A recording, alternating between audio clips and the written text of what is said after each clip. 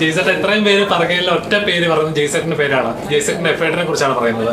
അതായത് സ്ക്രിപ്റ്റ് കേട്ടത് മുതൽ പ്രൊഡ്യൂസറെ കണ്ടെത്തിയത്, ഡയറക്ടറെ കണ്ടെത്തിയത്, ഇങ്ങനൊരു കഥാപാത്രത്തിന് വേണ്ടി അല്ലെങ്കിൽ ഞാനായിട്ട് എന്റെ ഇത്ര നേരം ഉണ്ടായിരുന്ന ഇമേജ് മാറ്റിയെടുക്കാനുള്ള ആ ഒരു വെയിറ്റിംഗ് ആയിരുന്നു ഈ ഗുമസ്തന് വേണ്ടി. ഇമേജ് മാറ്റിയെടുക്കുക അങ്ങനെ അത്ര വലിയ ചിന്തകളൊന്നും ഉണ്ടായിരുന്നില്ല. എന്റെ ജീവിതത്തോടുള്ള ഏറ്റവും വലിയ ആഗ്രഹമായിരുന്നു ഒരു നല്ല നടനാണ് അല്ലെങ്കിൽ ഒരു നടനായി അറിയപ്പെടണം എന്നുള്ളതായിരുന്നു ഏറ്റവും വലിയ.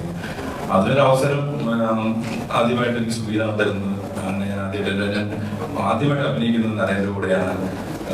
അങ്ങനെ നമ്മളൊരു സിനിമ ജീവിതം തുടങ്ങി. ഇപ്പൊ നമ്മളെല്ലാവരും ഇപ്പോഴും ആഗ്രഹിക്കുന്നത് നല്ലൊരു കഥാപാത്രം അല്ലെങ്കിൽ ആളുകൾക്ക് തിരിച്ചറിയപ്പെടുന്ന ഒരു കഥാപാത്രം ചെയ്യണം എന്നുള്ളത്. ചെറുതാണെങ്കിലും ലൂസിഫറിനാണെങ്കിലും ഷൈലോക്കിലാണെങ്കിലും 2015 ഒരുപാട് ശ്രദ്ധിക്കുന്ന കഥാപാത്രങ്ങൾ ചെയ്യാൻ പറ്റിയിട്ടുണ്ടെങ്കിൽ ഒരു ത്രൂ ഔട്ട് നിൽക്കുന്ന അല്ലെങ്കിൽ പണം കഴിഞ്ഞ് ഇറങ്ങിപ്പോകുമ്പോൾ വളർന്നു നിൽക്കുന്ന ഒരു കഥാപാത്രം ചെയ്യണം എന്നുള്ളത് ഏത് നടത്തിയെങ്കിലും ഒരാഗ്രഹമായിരിക്കും. അതുപോലെ എൻ്റെ വലിയ ആഗ്രഹമായിരുന്നു. ആഗ്രഹിച്ചപ്പോഴത്തെ ഒരു കഥ കിട്ടിയപ്പോൾ അതെങ്ങനെയെങ്കിലും ദൈവം നടത്തി തരണേ എന്ന ആഗ്രഹത്തോടെ അതിനുവേണ്ടി കഠിനമായി ശ്രമിച്ചു. എല്ലാവരും എൻ്റെ കൂടെ നിന്നത് കൊണ്ട് ഒരു സിനിമ ഉണ്ടായി. ആദ്യമായിട്ട്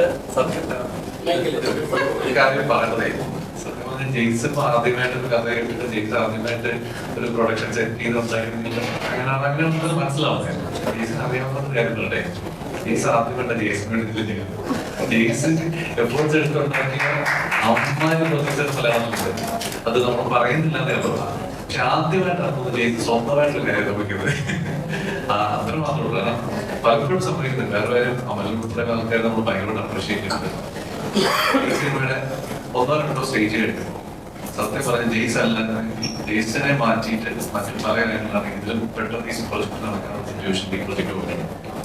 പക്ഷെ ഇവരാണ് ഇവിടെ ഭയങ്കരമായിട്ടൊരു സ്റ്റാൻഡുണ്ട്. ഈ സിനിമ ചെയ്തില്ലെങ്കിൽ ചെയ്യുവാണെങ്കിൽ ഈ ക്യാരക്ടറൈസ് ചെയ്യും. അതിന് അവർക്കൊരു കൈയടി കിട്ടാം. അതുകൊണ്ട് ജെയ്സനത്ത് ഒരുപാട് എഫേർട്സ് ഉണ്ട്. പിന്നെ നടക്കുകയാണ് അത് വേണ്ട. ജയ്സേട്ടാ, ഇപ്പം നമ്മൾ ഇതിനെ കുറിച്ച് ഗുമസ്തനെ പറ്റി പറയുമ്പോൾ ഈ ജയ്സേട്ടൻ ഇപ്പോൾ സാറ്റലൈറ്റ് വാല്യൂ ഇല്ലാത്ത നടൻ അല്ലെങ്കിൽ ഒരു മുൻനിര നായകന്മാരല്ലാത്തതുകൊണ്ട് ഈ പടത്തിൽ ഇപ്പൊ കയറുന്ന ആളുകളോട് കൂടുതൽ അല്ലെങ്കിൽ ഒരു തള്ളിക്കയറ്റം ഉണ്ടാവാതെ പോയത് അതുകൊണ്ട് ആണോ എന്ന് തോന്നുന്നുണ്ടോ? അതന്നെ, ജനങ്ങൾ വരാതിരിക്കണത് മൂലം നമ്മളാണെങ്കിലും അങ്ങനെയല്ലേ. നമ്മളൊരു സിനിമ കാണാൻ തീരുമാനിച്ചു കഴിയുമ്പോൾ ആദ്യം നമ്മൾ നോക്കുക ആരൊക്കെയാണ് അല്ലെങ്കിൽ ആരാണ് സംവിധായകൻ എന്നൊക്കെ നോക്കിയിട്ടല്ല. ഞാനാണെങ്കിലും അത് തന്നെ ചെയ്യുന്നു, എല്ലാവരും. അപ്പൊ അത് ആരുടെയും കുഴപ്പമില്ല. ആളുകൾക്ക് സിനിമ തിരിച്ചറിയുന്ന ദിവസം അവർക്ക് എത്തി തുടങ്ങി. അതാണ്. പക്ഷെ അങ്ങനെ പറയുന്നത് ഭയങ്കര നന്ദികേടായിരിക്കും കേട്ടോ. കാരണം ഇടത്ത് പ്രേക്ഷകരോടുള്ള നന്ദികേട്. കാരണം എന്നിട്ട് പോലും നിങ്ങൾ പറഞ്ഞ പോയിന്റ് ഉണ്ടായിട്ട് പോലും ഇപ്പോഴും ആളുകൾ ഉള്ള തിയേറ്ററുകൾ നന്നായി വരുന്നു. ഇന്ന് ഓറഞ്ച് കത്തി എന്ന് പറഞ്ഞ ചില്ലറക്കാരിയല്ല. അതുകൊണ്ട് ഞങ്ങൾക്ക് നന്ദി മാത്രമേ പ്രേക്ഷകരോട്. തീർച്ചയായിട്ടും അത്രേ ഉള്ളൂ, നന്ദി മാത്രമേ ഉള്ളൂ. കാരണം ഒരു അത് പറഞ്ഞ പോലെ അങ്ങനെ ഒരു താരമല്ലാഞ്ഞിട്ട് പോലും അല്ലെങ്കിൽ പിന്നെ ഇവരെപ്പോലെ ഇത്രയും ആളുകൾ ഉള്ളതിന്റെ ഒരു പ്ലസ്സിൽ ആണ് അത് തുടങ്ങി. പക്ഷെ എല്ലാ കാര്യങ്ങളും അത് ഏറ്റെടുത്തപ്പോൾ ഇന്ന് പല തിയേറ്ററിലും ഹൗസ്ഫുള്ളാണ്. ഇപ്പൊ ഞങ്ങൾക്ക് കുറച്ച് അത് ഇത് പറയുന്നതല്ലോ, സന്തോഷമാണ് ഷെയർ ചെയ്യുന്നതേ ഉള്ളൂ. ടിക്കറ്റ് കിട്ടാനില്ല, അടുത്ത ഷോയ്ക്കാണെങ്കിൽ ഫ്രണ്ടിലിരിക്കണമെന്ന് മെസ്സേജ് വന്നപ്പോ സത്യം പറഞ്ഞു കഴിഞ്ഞാൽ വലിയ സന്തോഷമായി പോയി. കാരണം ഇതൊക്കെ ജനങ്ങൾ തരുന്ന സപ്പോർട്ടല്ലേ. എല്ലാം നന്ദി മാത്രം പറഞ്ഞു. ജയ്സേട്ടൻ ഈ ക്യാരക്ടർ ചെയ്തുകൊണ്ടിരിക്കുമ്പോ അല്ലെങ്കിൽ ആരെങ്കിലും സാമ്യം തോന്നുന്നു പുറത്ത് പറയുന്ന ഒരു പേടി ഉണ്ടായിരുന്നു ശരിക്കും? ഇല്ല, അങ്ങനെ പേടിയൊന്നും ഉണ്ടായിരുന്നില്ല. പിന്നെ ഏതെങ്കിലും നല്ല നടന്മാരായിട്ട് തന്നെ പാട്ട് തോന്നുന്നത് ജോജി ചേട്ടന്റെ ഒരു ചെറിയൊരു സാധനം അല്ല, അതൊക്കെ വലിയ അതൊരു അംഗീകാരമല്ലേ. അത് അത്രയും എനിക്ക് അംഗീകാരമായിട്ട് ഞാൻ കണ്ടിട്ടുള്ളൂ. വലിയ സന്തോഷമുള്ള കാര്യം. ഞങ്ങളുടെ വിജയ തോന്നിയാ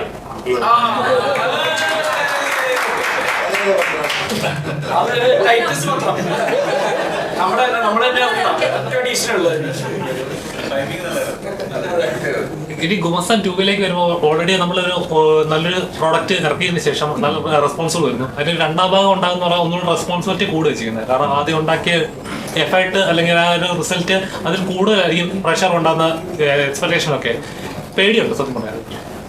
ഇല്ല, പേടിയില്ല. കാരണം എന്റെ കൂടെ എല്ലാവരും ഉള്ളതുകൊണ്ട് എനിക്ക് ഒരു പേടിയില്ല. അത് അഭിനയിക്കുമ്പോഴും എനിക്ക് പേടിയില്ലായിരുന്നു. കാരണം എന്റെ പിന്നിലും മുന്നിലും നിൽക്കുന്ന ആളുകൾ വളരെ ശക്തരാണ്. അതുകൊണ്ട് എനിക്കൊരു ഭയമില്ല. പിന്നെ ജനങ്ങൾ അത് ഏറ്റെടുക്കുന്ന ധൈര്യത്തിൽ തന്നെയാണ് നമ്മളിത് ചെയ്യുന്നത്.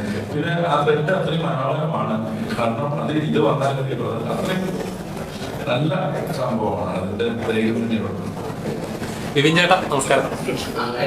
മുടിയൊട്ടേ കട പറഞ്ഞു ഇവിടെ മാതൃഭൂമിയിലൊരു മാതൃഭൂമി ജംഗ്ഷനിലൊരു ചെറിയൊരു കട പാവപ്പെട്ടവരല്ലേ ജീവിച്ചു പോണ്ടേ. വിപിൻ ചേട്ടാ ചെയ്യുന്ന ഓരോ കഥാപാത്രം നമ്മൾ എടുക്കുന്ന ഒരു എഫേർട്ട് ഉണ്ടാവുമല്ലോ. അപ്പൊ ഇങ്ങനൊരു കഥ കേട്ട സമയത്ത് ചേട്ടൻ ഈ കഥാപാത്രത്തോളം പ്രാധാന്യമുണ്ട് അല്ലെങ്കിൽ ട്വിസ്റ്റ് ഉണ്ടാക്കുന്ന എലമെന്റ്സ് കത്തിക്കാണുമല്ലോ. അപ്പം ചെയ്യുന്ന ഒരു കഥാപാത്രം നമ്മൾ എത്രത്തോളം എഫേർട്ട് ഇട്ട് ചെയ്യുന്നത് പ്രേക്ഷകർ അണ്ടർസ്റ്റാൻഡ് ചെയ്യണമെന്നില്ല. എപ്പോഴും തോന്നിയിട്ടുണ്ടോ ചെയ്യുന്ന കഥാപാത്രത്തിൽ ഈ റിസൾട്ട് വരുന്നില്ലല്ലോ, അങ്ങനെ എപ്പോഴും തോന്നിയിട്ടുണ്ടോ? ഇല്ലടാ, ഞാൻ എല്ലാ ഇന്റർവ്യൂവിലും പറയുന്നത് ഞാൻ ഭയങ്കര ഗ്രാറ്റിറ്റ്യൂഡ് ഉള്ള ആളാണ്. എന്നെ പോലെ ഒരു ബാക്കിയുള്ള ഒരാളെ ലോകത്തില്ലെന്ന് വിശ്വസിക്കുന്ന ഒരാളാണ്. എനിക്ക് തന്നേക്കുന്ന എല്ലാ കാര്യങ്ങളും ദൈവം തന്നത് പ്രേക്ഷകർ തന്നതൊക്കെ കുഞ്ഞു കുഞ്ഞു കാര്യങ്ങളായാലും വളരെ സന്തോഷത്തോടുള്ള കാര്യം. ഈ പടത്തില് സത്യം പറഞ്ഞു കഴിഞ്ഞാൽ എന്റെ വീട്ടിലിരുന്നിട്ടാണ് എന്നോട് ജെയ്സൺ പറഞ്ഞത് ഒരു പരിപാടി ഉണ്ട്, അത് ഹീറോ അല്ല, ആദ്യത പറഞ്ഞടാ ഹീറോ അല്ല, ഹീറോ മെയിൻ കഥാപാത്രം ഞാനാണ് ചെയ്യുന്നത്, നിനക്ക് ഇങ്ങനെ ഒരു ചെറിയൊരു പരിപാടി ഉണ്ട്, ചെയ്യാൻ പറ്റുമെന്ന് ചോദിച്ചു. ഞാൻ ആദ്യം പറഞ്ഞത് ഈ പറഞ്ഞ പോലെ ജെയ്സൺ എന്ന് പറയുന്ന വ്യക്തിയുടെ കഠിന പ്രയത്നത്തിൽ റെസ്പെക്ട് ചെയ്തുകൊണ്ട് ഞാൻ പറഞ്ഞു ചേട്ടാ ഇങ്ങനെ ചെയ്യാന്ന് പറഞ്ഞു. അതിനുശേഷമാണ് റിയാസൊക്കെ വന്നിട്ട് എന്നോട് കഥ പറയുന്നത്. ഞാൻ കഥ ഫുള്ള് കേട്ട് കഴിഞ്ഞപ്പോ ഞാൻ ഞെട്ടിയിട്ട് ഞാൻ പറഞ്ഞത് ചേട്ടാ ഇങ്ങനെ തന്നെ എടുത്തു വെച്ചാൽ പടം ഹിറ്റാണെന്നാണ്. ഇങ്ങനെ തന്നെ ഈ കഥ കേട്ട പോലെ തന്നെ കേട്ടത്, പക്ഷെ അതിലും മനോഹരമായിട്ടാണ് അമലേട്ടൻ ഈ പടം ചെയ്തത്. എനിക്ക് ഞാൻ നീ പറഞ്ഞത് എപ്പോഴും അങ്ങനെ തന്നെയാണ്, ഇനി അങ്ങോട്ട് എങ്ങനെ തന്നെ ആയിരിക്കും. ഇപ്പൊ ഇവിടെ വന്നിരിക്കാൻ സാധിച്ചതിൽ നന്ദിയുണ്ട്. നിങ്ങളിപ്പോ എന്നോട് ചോദിക്കുന്നത് ഈ ചിരിച്ച മുഖത്തോട് നിങ്ങൾ നിൽക്കുന്നത് തന്നെ എന്നെ സംബന്ധിച്ചിടത്തോളം വലിയ ഗ്രാറ്റിറ്റ്യൂഡുള്ള കാര്യമാണ്. തീർച്ചയായും ചോദിക്കാൻ കാരണം വെച്ചാൽ കുറച്ച് മുമ്പ് ചേട്ടൻ പറഞ്ഞതെന്ന് എനിക്ക് തോന്നി. കാരണം ബാഡ് ബോയ്സ് എന്ന സിനിമ ഇറങ്ങിയ സമയത്ത് പോലും പലരും നല്ല സിനിമകൾ വർക്കൗട്ട് ആവുന്ന രണ്ടാമത്തെ കാര്യമാണ്. പക്ഷെ ഒരു എഫേർട്ടിനെ മാനിക്കുക എന്ന് പറയുന്നത് തീർച്ചയായും നല്ലൊരു ഒരു കാണുന്ന ഒരു പ്രേക്ഷകനെ സംബന്ധിച്ച് ചെയ്യേണ്ട ഒരു നല്ല കാര്യമാണ്. ഒരു ബ്രീത്തിങ് സ്പേസ് കൊടുക്കുക എന്ന് പറയുന്നത് അപ്പൊ റിവ്യൂ വലിയൊരു വിഷയമായിരുന്നു. അത് ചേട്ടൻ പറയുന്നത് കേട്ടപ്പോൾ എനിക്ക് തോന്നിയത് അത് നമ്മൾ ആലോചിക്കുമ്പോൾ ഇപ്പോഴും എനിക്ക് തോന്നുന്നു തിയേറ്ററിൽ ഇപ്പോഴും ഓടുന്നുണ്ട്. 3 വീക്കായി. അതിന് നമ്മള് സന്തോഷത്തോടെ ഇരിക്കുക, അതിലെ കഥാപാത്രങ്ങൾ കണ്ടിട്ട് നമ്മളെ വിളിച്ചിട്ട് എല്ലാവരും നല്ലതാണെന്ന് പറയുക. അതിന്റെ ഒപ്പം തന്നെ ഒരു വേറൊരു പടം അവിടെ കിടക്കുമ്പോൾ തന്നെ അടുത്ത പടം വരിക എന്ന് പറയുന്നതിൽ ഒരു നടനെ സംബന്ധിച്ചിടത്തോളം ഏറ്റവും വലിയ സന്തോഷം. ആ കാര്യത്തിൽ ഞാൻ ഭയങ്കര ഹാപ്പിയാണ്. ഈ ബുക്ക് മൈ ഷോയില് ഇന്നായാലും ഇന്നലെയായാലും ബുക്ക് മൈ ഷോയിൽ നമ്മൾ എടുത്ത് നോക്കുമ്പോ ഓറഞ്ച് കാണിക്കുന്നുണ്ട്, പക്ഷെ തിയേറ്ററുകളുടെ എണ്ണം കുറവാണ്. അത് എന്തുകൊണ്ടാണ്? അത്രയും പടങ്ങൾ ഒരുമിച്ച് ഇറങ്ങിയിട്ടുണ്ട്. അറിയാലോ, നമ്മൾ ഓൾറെഡി ഉള്ള സിനിമകൾ വളരെ സക്സസ് ആയി മുന്നോട്ട് പോയിക്കൊണ്ടിരിക്കുന്നു. അതുകൂടാണ്ട് നമുക്ക് 8 സിനിമകളും വേറെ ഈ ആഴ്ച ഇറങ്ങും റിലീസ് ആവുകയും ചെയ്തു. അതുകൊണ്ടാണ് അപ്പോൾ എല്ലാവരും അതാണ് ഞാൻ പറഞ്ഞത്. നേരത്തെ പറഞ്ഞൊരു പോയിന്റ് കൂടി ഉണ്ടാവില്ലേ, അതായത് ഈ പറഞ്ഞ പോലെ അത്രയും 2 പടങ്ങൾ ഗംഭീരം ഓടിക്കൊണ്ടിരിക്കുന്നുണ്ട്. അതിന്റെ ഒപ്പം 8 പടങ്ങളുടെ ഒപ്പം നമുക്ക് തിയേറ്റർ അവൈലബിലിറ്റി വളരെ കുറവാണ്. ഉള്ള ഷോസ് ആണ് ഞാൻ പറഞ്ഞത്. അത് ഏറ്റവും വലിയ സന്തോഷം എന്താണെന്ന് വെച്ച് കഴിഞ്ഞാൽ ഇന്നലെ മുതൽ എല്ലാ ഷോകളും കൂടിയിട്ടുണ്ട്. ആശീർവാദിൽ തിയേറ്ററിൽ കൂടിയിട്ടുണ്ട്, ട്രിവാൻഡ്രത്ത് കൂടിയിട്ടുണ്ട്. ഇനി ഈ ആഴ്ച ഇനിയും കൂടും. ആ ഒരു സന്തോഷത്തിലാണ് ഞങ്ങൾ അത്രയും കോൺഫിഡന്റ് ആയിട്ട് ഇവിടെ നിങ്ങളുടെ മുമ്പിൽ ഇരിക്കുന്നത്. നമസ്കാരം. വേറെ ആരുമില്ല, മുടി സ്ട്രെയിറ്റ് ചെയ്യാതാരുമില്ല.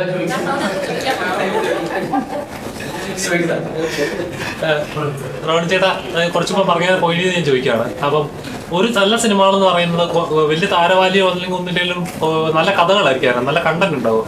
പറയുക ഒരു സിനിമ മേക്ക് ചെയ്യുക മാത്രമല്ല, അതിന്റെ സെല്ലിങ്ങും ഒരു പാർട്ട് തന്നെയാണ്. പക്ഷെ ഒരു സിനിമ ഇറങ്ങി അല്ലെങ്കിൽ ഏതൊരു പ്ലാറ്റ്ഫോമിൽ വന്നതിന് ശേഷം ഇത് തിയേറ്ററിൽ കാണേണ്ടതല്ലായിരുന്നോ? നല്ല റിവ്യൂസ് ആ സമയത്തേക്ക് വരുന്ന സമയത്ത് ബിസിനസ്സുകൾ നടക്കുക എല്ലാം കഴിഞ്ഞിട്ടായിരിക്കും പിന്നീട് അതിന് ബിസിനസിന്റെ ഓപ്ഷൻ പോലും വരുന്നത്. ചേട്ടൻ മുമ്പ് പറഞ്ഞ പോയിന്റ് ഞാൻ ചോദിക്കുകയാണ്. ശരിക്കും പറഞ്ഞാൽ ഒരു അങ്ങനത്തെ ഒരു കഥ ഒരുപാട് കാശ് മുടക്കിയല്ല, ഒരുപാട് കോടികൾ മുടക്കി ഒരുപാട് കോടികൾ മുടക്കി ഇറക്കുന്ന സിനിമകൾ പോലും നല്ല റെസ്പോൺസുകൾ അല്ല, അല്ലെങ്കിൽ ഇച്ചിരി മേക്കിംഗ് ഉണ്ടാകാനും നല്ല കണ്ടന്റ് ഉണ്ടാവായിരുന്നു എന്ന് പലപ്പോഴും നമ്മൾ ചർച്ചകൾ വരാറുണ്ട്. ഇന്ന് ഗുമസ്തം പോലെ അല്ലെങ്കിൽ പഴഞ്ച പ്രണയം പോലത്തെ ചിത്രങ്ങൾ വരുമ്പോൾ ഒരു മാർക്കറ്റിംഗ് വാല്യൂ എന്ന് പറയുന്നത് കുറഞ്ഞുകൊണ്ടിരിക്കുന്നത് തോന്നുന്നുണ്ടോ? ഈ പടം പോലെ എല്ലാ പ്രൊഡ്യൂസർമാരും ഇപ്പൊ എല്ലാ കുഞ്ഞു പടങ്ങളൊന്നും നിൽക്കണമെന്നില്ല. അതോടൊപ്പം തന്നെ നമ്മൾ ഇപ്പോൾ ഈ വ്യാഴാഴ്ച വൈകുന്നേരം വരെയാണ് ഗുമസ്താന്റെ ശരിക്കും.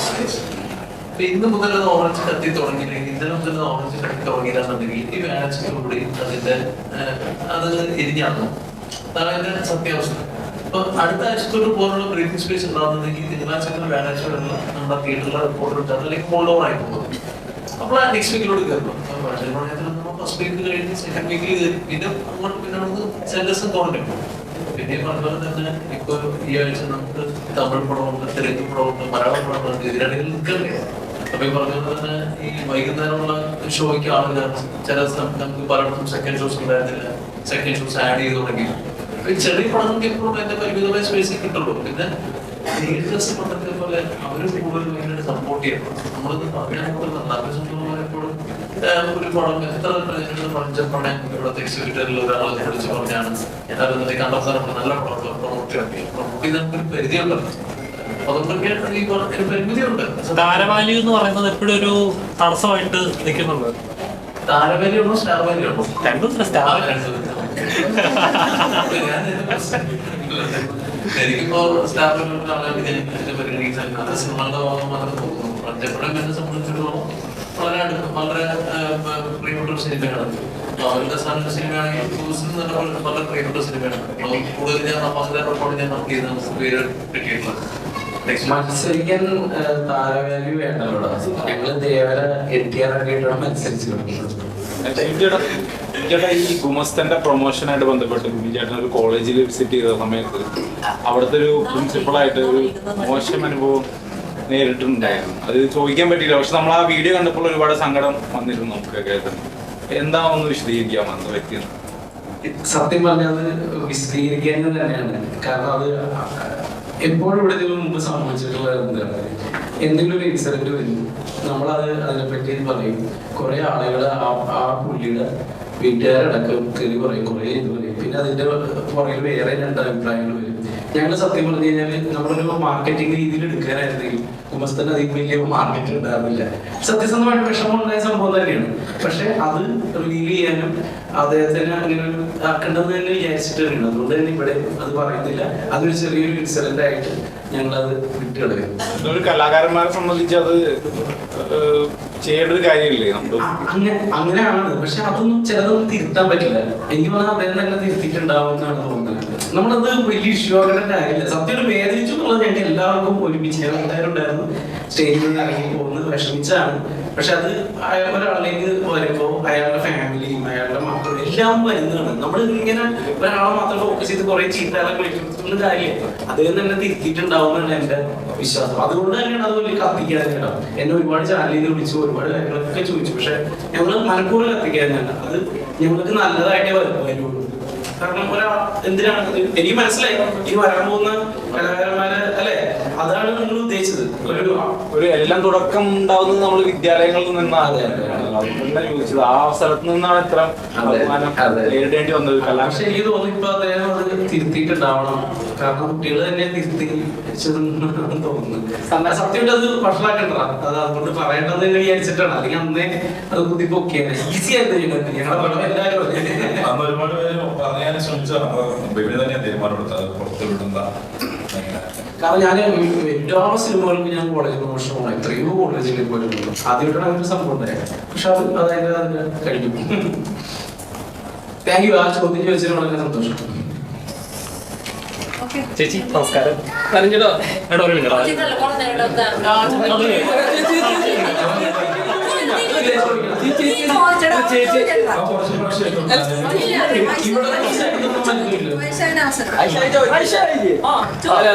ഈ പടത്തിന്റെ അവസാനം വരുന്ന സമയത്ത് ഒരു സീക്വൽ സെക്കൻഡ് പാർട്ട് എന്ന് പറയുന്നുണ്ടല്ലോ. അപ്പൊ ഈ സമയത്ത് ഞാൻ ഇപ്പം തിയേറ്ററിൽ കണ്ടിറങ്ങിയ സമയത്ത് എനിക്ക് തോന്നുന്നു സെക്കൻഡ് പാർട്ടിലേക്ക് മാത്രമായിരിക്കും ചേട്ടൻ കൊണ്ടുപോകുന്ന തന്നെ ഒരു സെക്കൻഡ് പാർട്ടിന് വേണ്ടിയിട്ടാണ്. അപ്പോ ആദ്യം പറയുന്നത് പക്ഷേ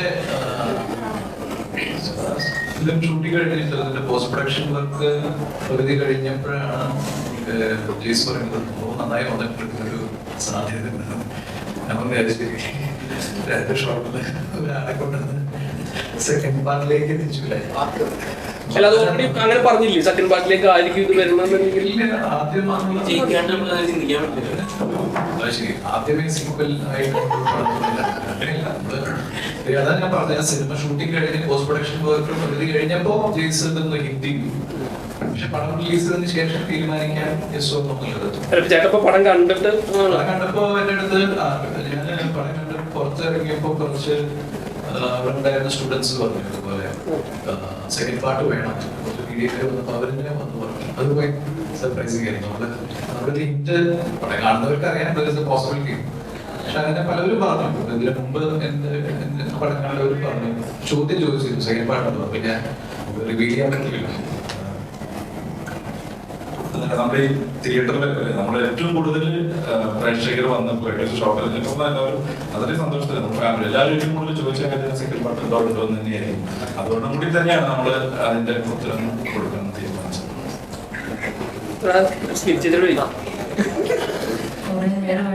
രണ്ടുപേരുടെ പ്ലാൻ ചെയ്യും. എന്നിട്ട് ഏറെ നോക്കുന്നു, ചിന്തിക്കുന്നു, ഞാൻ നോക്കുന്നു. കുറെ നേരം ചോദ്യം എന്നാന്ന് പറഞ്ഞ് കേട്ടാ മതി. കുമാരി ചോദിക്കണേന് അവര് ക്യാമറയെ ഓൺ ആക്കിയിട്ടില്ല ഒന്നും പറഞ്ഞിട്ടില്ല. ചേച്ചി കുറച്ച് പറയുക പോലെ ഈ സിനിമയിൽ കുറച്ച് ഡയലോഗുകൾ ഉള്ളെങ്കിൽ ഗുമസ്തൻ 2 വരുമ്പോൾ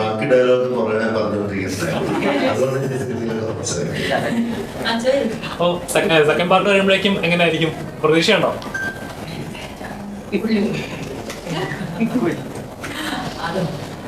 സിനിമ കണ്ടോ? എനിക്ക് ഉത്തരം തരാം.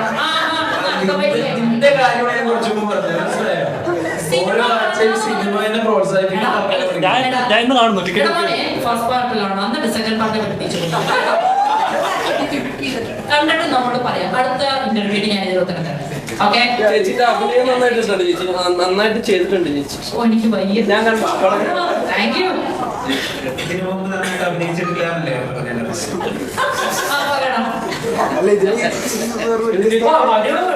എഴുത്തുകാരനെ അവർ രണ്ടുപേരല്ലാണ്ട് ഒരു ഒരുത്തം വന്നിട്ടോ. മോനെ കിട്ടാക്കാൻ നോക്കുന്നുണ്ട്. അതോ അമ്മല് പിടിച്ച് കയറ്റി നിർത്തിയത് എന്റെ പൊന്നുമോനെ. ഞാൻ എന്റെ അച്ഛനോ അമ്മയോ ആരും സിനിമയിലില്ല, ഞങ്ങളുടെ കുടുംബത്തിൽ ആരും അഭിനയിക്കുന്നില്ല. ഞാൻ എത്തിയില്ല. എല്ലാരും എന്റെ അല്ല ചേച്ചി ഒറ്റയ്ക്ക് വഴിവിട്ട് വന്നാന്ന് പറയാം. ആ അതേണം ഒറ്റയ്ക്ക് ആർക്ക് വഴിവിട്ടാൻ പറ്റില്ല. സൈഡിലായി ചേച്ചി എന്റെ കൂടെ ചേർത്ത് പറയുന്നു.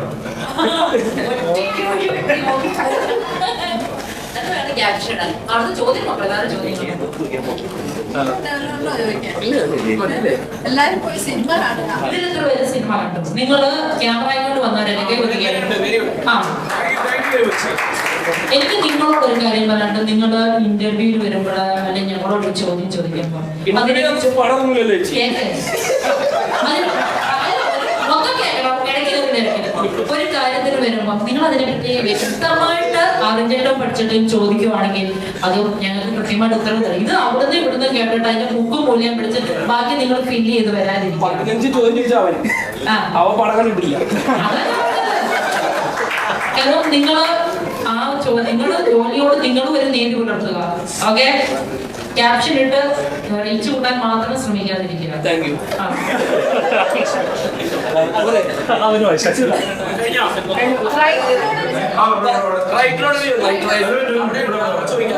ചോദിക്കാൻ പോലെ പറഞ്ഞു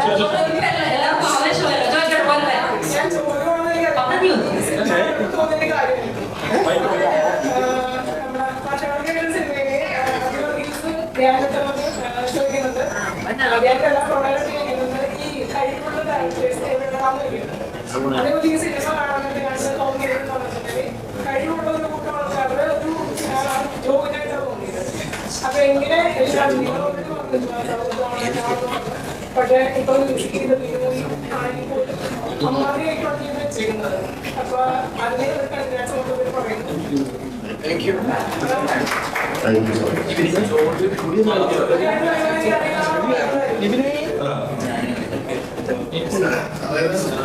ശരിക്കും പറയാൻ കഴിവുള്ള ഒത്തിരി പേര് മാത്രമല്ല.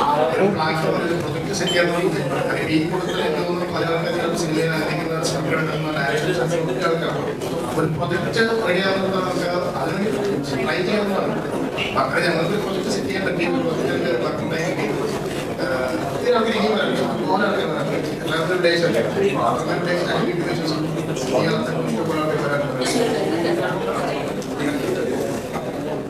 ഓരോരുത്തരെത്തിയിട്ട് വിശക്കുന്ന തോന്നുന്നു. അതുകൊണ്ട് അവന്മാരെ ഞാൻ അവിടെ പോയിരിക്കും, ക്യാമറ മാത്രം ഇവിടെ കാണും, നമ്മൾ കാണും. അതുകൊണ്ട് വേറൊരു കാര്യം ആൾക്കാരെ കുറിച്ച് പറയാം. ഈ ഒരു സിനിമ നല്ലൊരു ഒപ്പീനിയനോടുകൂടി സിനിമ ഉള്ളൂ. പ്രത്യേകിച്ച് ഈ സിനിമയ്ക്ക് ഒരു പ്രസക്തി എന്ന് പറയുന്നത് എപ്പോഴും ഒരു ഇൻഡസ്ട്രിയുടെ വളർച്ച പുതിയ പുതുമുഖങ്ങൾ വരുമ്പോഴാണ്. ആർട്ടിസ്റ്റുമാർ ടെക്നീഷ്യൻസ് ആവാൻ ഈ സിനിമയിലൂടെ പുതിയ പ്രൊഡ്യൂസർ വരുന്നു, റീ റെക്കോർഡിങ് ചെയ്യുന്നവർ വരുന്നു, പുതിയ റൈറ്റ് വരുന്നു, എസ്റ്റാബ്ലിഷ് ആവാൻ വേണ്ടിയിട്ട് ഡയറക്ടർ വരുന്നു. ഇത് തന്നെയാണ് എനിക്ക് തോന്നുന്നത് ഈ സിനിമ മലയാള സിനിമയ്ക്ക് നൽകാൻ പോകുന്ന ഒരു പോയിന്റ് അതാണ്. Like new comers are coming and ഇൻഡസ്ട്രിക്ക് വളരെ ഹെൽപ്പ് ചെയ്യുന്നു. സോ ദാറ്റ് ഈസ് ഹുസൈനെ കൊണ്ട് Hussain will be a launch for lot of new people. അത് നല്ലതായിരിക്കും. ഇതിന്റെ ചിത്രീകരണം അടുത്ത വർഷം ആരംഭിക്കുമെന്ന് കാപ്പി. അതെ, ഇത് ഏത് മാസമാണെന്ന് അറിയില്ല. പുള്ളിയുടെ ഷൂട്ടിംഗ് കഴിഞ്ഞിട്ട് വേണം. ഡീറ്റെയിൽസ് പുള്ളി കഴിഞ്ഞിട്ട് ഷോർട്ട് ഫിലിമിന്റെ ഷോർട്ട് ഫിലിമെല്ലാം റെഡിയാണ്. അതിന്റെ റിലീസ് ഡേറ്റും പറഞ്ഞിട്ടില്ല. ഗുമസ്തന് ശേഷം അതുണ്ടോ നേരെ കണക്ട് ചെയ്താടാ, ഇല്ലെങ്കിൽ നീയൊക്കെ കൈത്തിട്ട് മാത്രമേ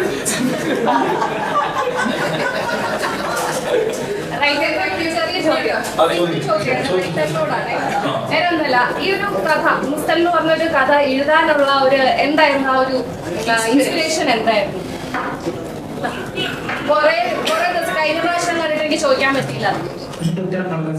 എന്റെ ഉള്ളിലെ ക്രിമിനലിസം കൂടെ ഞാൻ പേപ്പറിലേക്ക് പകർത്തിയതാണ്. ഈ ചിരിച്ച മാത്രമേ ഉള്ളൂ. അപ്പൊ ഓക്കെ.